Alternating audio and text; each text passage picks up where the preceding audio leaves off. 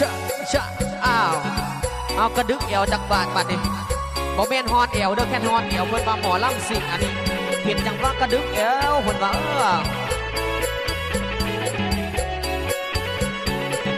พอยินข่าวเจ้าที่เขาแต่งงานลุงสารวัตรคนนี้สิเป็นบาตายเงินดังเอามีดมาขีดลงกลางหัวใจ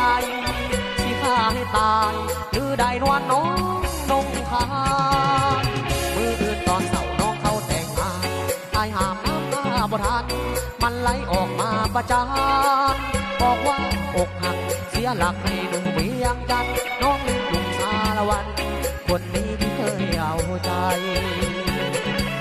น้ำตามันไหลพอหนุ่มบ้านไกลกู้เงินมาซื้อใจนางเขาไว้เขาหลอกคนจนเคยผิดหวังน้องเลยเกลียดสั่งคนจนคนบ้านเดียวกันมืออื่นน้องเจ้าสิเขาแต่งงานไอ้หนุ่มเวียงจันทร์เขาสิได้เอาบุญแอวลุงสารวัตรคนนี้ต้องหอมคือแมวเจ้าลืมเสียแล้วน้องแก้วใจดำดำ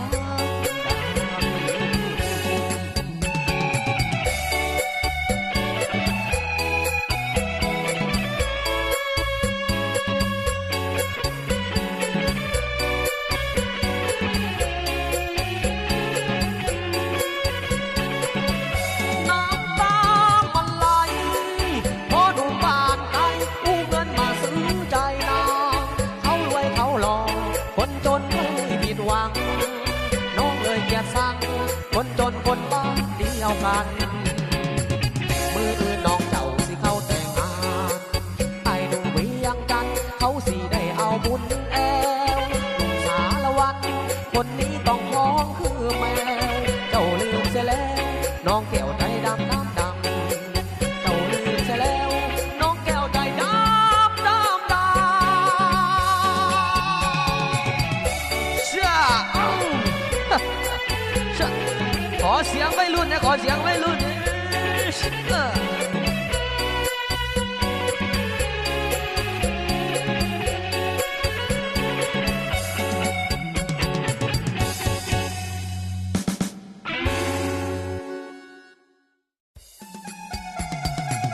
ชะชะอ้าวเอากระดึกเอวจากบาดบาดนี่บ่แม่นฮอนเอวเด้อแค่ฮอนเอวเพิ่นว่าหมอลำสิงอันนี้เปลี่ยนจังว่ากระดึกเอวเพิ่นว่า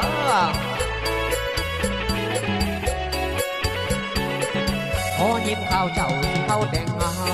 น